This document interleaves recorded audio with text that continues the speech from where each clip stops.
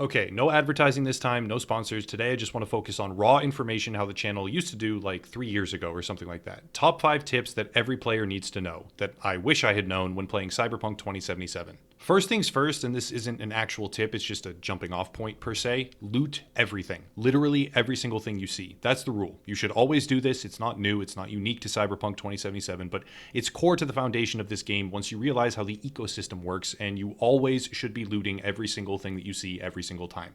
It also helps that the game has no thief system like Skyrim, for example. You won't get the cops called or get attacked. You can just walk into someone's home and steal everything they own for your own benefit with no consequences. So again, just as a base foundation, loot every single thing you see. All right, now with that established, tip number 1 is inventory management. The first thing to know is that all of these tips and the gameplay systems themselves tie directly back into one another and synergize extremely well. Once we've established that you are looting everything, that's the basic foundation, we need to properly manage your inventory space. And there are a number of different things that can help you do that. First, every single character will start with 3 basic attribute points in all categories right from level 1. This is important because it guarantees that you can purchase the Pack Mule trait from the body attribute. No matter what, everybody can. That's 1 perk point for 60 extra carry capacity, and it's a very good idea to get very early on. Second, for tip number 1 still, we're not on to tip number 2 yet, but the second part of tip number 1, in the Cyberware tab, you will see a bunch of different slots, one of which is Skeleton. The Skeleton slot allows you to use items that boost your carry capacity, among other things, by a percentage, which then amplifies the Pack Mule perk. And even with just a basic white or green version, which are very common, and you can buy them, actually, I think, from the Ripper Docs, you can get to much, much higher numbers than the basic amount, which will be a phenomenal quality of life and utility improvement for your playthrough. To get this mod and install it, just visit Ripper Docs around the city, which can be found at the location of these icons, and buy one from them, or you can find one yourself if you're killing enemies, and you can have them install it. After that, as we said before in the foundational part, you want to be picking up every single thing you find, and when your inventory is completely full, deconstruct all the white and green weapons and clothing that you aren't wearing, keeping the blue and purple and legendary items intact, and when you are completely full on blue and purple items, deconstruct some of those that you don't want as well. This allows you to accumulate crafting components, have a huge inventory, a lot of space, and will become even more useful later on.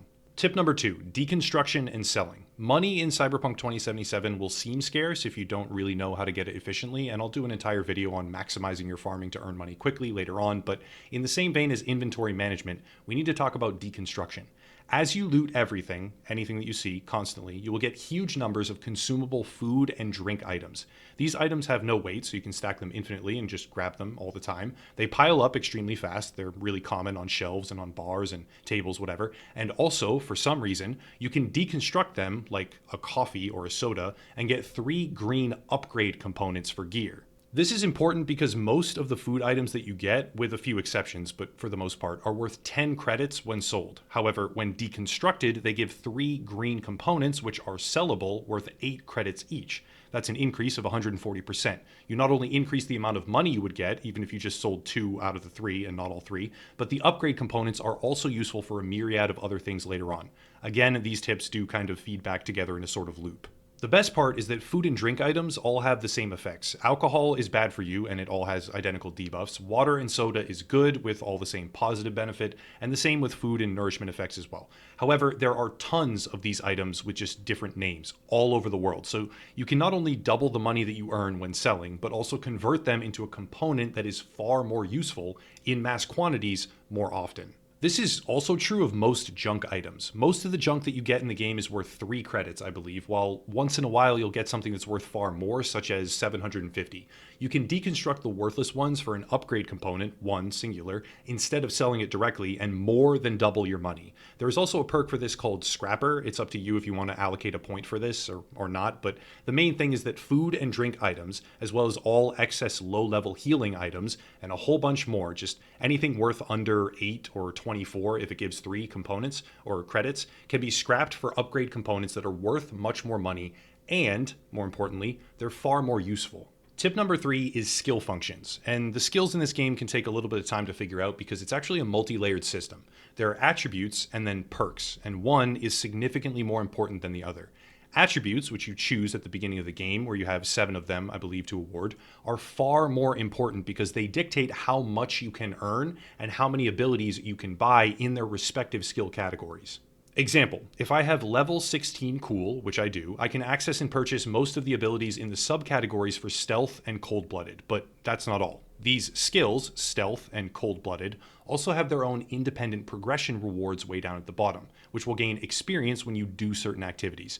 Most are pretty self-explanatory. You level assault, the skill assault, by using assault weapons. You level the skill blades by using katanas or knives or whatever else. You level stealth, the skill, by sneaking and killing. You get the point.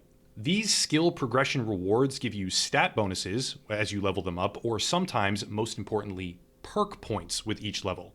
These perk points get used to buy the abilities in the tree, and it's a rather interesting system where no matter what playstyle you use, you will be rewarded for branching out, no matter how much you want to min-max, because you'll get even more stats and perk points just from gaining a couple of levels of hacking or crafting or whatever else. So why does this matter? Well, it matters because if you have, let's say, level 3 intelligence, you can only get level 3 in the breach or quick hacking trees. As you can see for me, level 3 intelligence leaves me capped out at level 3 breach protocol. And I can't keep going to unlock all the extra higher level skill benefits, including perk points, because it's capped out at 3 because my intelligence is 3. Basically, to level up the skills, you need to first level its attribute. And that's a big deal because attributes can never be reset. At least if they can. I haven't found out how in my non-stop playtime just yet since launch. What you can do is spend 100,000 credits, which is not a small thing, not by any stretch, it takes a long time to get that amount, and reset all of your perks at a Ripper Dock. But attributes are there for life, so you need to be very careful about what you pick and why. When you make a new character, you get 7 points, I believe, and everything is level 3 by default. Then you can level up to level 50, max level, and that gives you a total of 56 points to allocate. Having carefully considered all the different skill trees, maybe I'll do a longer video on why and how later on, the best ways to build are either 20, 20, 18, 9, 9, as in your favorite 2 attributes like intelligence and cool, for example, will be 20, thereby granting access to all of their rewards and their subskills. Your third favorite attribute will be 18, and your least favorite 2, right? Like, I don't know your least favorite 2, but the 2 that you don't intend to use as much will be level 9. This gives you an excellent blend of stats and also maximizes your access to as many perk points as possible. You could also have 20 in 3 categories if you wanted to, if you were trying to min-max, but you would have to choose 2 other skills that would remain significantly lower. Essentially, be sure of what you are doing when allocating attribute points because they are permanent and far less common than perk points. Subskills can only level to the equivalent level of their overarching attribute, and having a well-rounded character after maximizing 1 or 2 attributes is very, very rewarding. Tip number 4, best weapons. The game breaks down weapons into like 3 subcategories: smart, power, and tech. One of these is better than the others in almost every single situation, and that is tech. Basically, smart weapons will have homing bullets that seek out the target, kind of. They don't do like complete circles around, and they don't like fully seek out a target, but they'll bend to reach them. Power weapons will send your bullets ricocheting off walls, and tech weapons can shoot directly through objects, even at absurd lengths, like stupidly absurd lengths, as in 15 feet solid of concrete. A tech weapon just shoots right through it. All 3 of these are just ways to get around cover, essentially, or to improve your aim in the case of smart weapons. If you miss a lot, I guess it could be used for that application as well. However, 2 of them, smart and power, require cybernetic mods in order to actually function.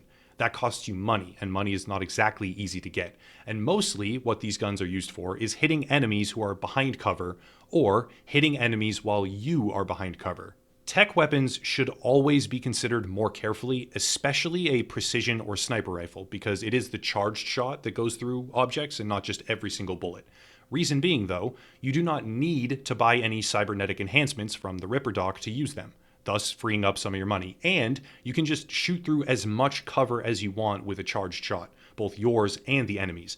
And generally speaking, tech weapons are just more efficient and more powerful early on in a lot of different circumstances. It's not universally true, but if you're having a hard time, for instance, grabbing a tech precision rifle will help tremendously as you progress through the game. Tip number 5, iconic weapons and upgrades. Remembering that we always loot everything no matter what, that we now have an inventory large enough to support that kind of playstyle, and that we also deconstruct whenever possible for maximum credits and components, we now have to use those components for the proper upgrades. Weapons in this game can be upgraded seemingly an infinite number of times. Not only that, but they have different upgrade costs based on their rarity. This means that if you find a weapon, such as an iconic special weapon or even a green one with a particular stat that you really like, you can bring it up through the levels with you, utilizing the components that you get from all the salvaging along the way. Never, ever, ever deconstruct iconic weapons. I wish I had known this when I started because I actually deconstructed quite a few, and you can always bring them up higher and higher and higher, basically ensuring that if you're diligent enough about your component farming, you can use these forever and never outlevel them. This is true of any weapon you find and is cheaper based on rarity. I have been using this Widowmaker for a long time. I think it started at like 100 damage maybe, and I've been upgrading over and over and over as I progress until now here it is. Still insanely powerful, still actually probably more powerful than anything on level. Still my go-to choice, even 12 hours later after leveling a bunch of different times. Never deconstruct ever iconic weapons. And don't be afraid to just level up a green that is one good stat that you found that you really like a few times while you look for other options. Basically, you can bring weapons with you forever, which is why we do all the deconstructing and the inventory management. Combined, these are 5 things that I really wish I knew before I went very far into the game, because had I known all of it, I might have actually made very different decisions along the way. Next time, I'll be tackling the best ways to make money, I believe, stuff about romances, a dedicated video on that, side quests, you name it, a whole bunch of stuff, maybe even endings, because I really like the game and it's got incredible depth with a lot of content. But that's it for today. Hope these helped. If you want support, there are links down below, merch, locals, Odyssey, another gaming YouTuber, check out, a whole bunch of stuff, but I'll cut it there and stop rambling. As always, thank you all for watching, and have a nice night.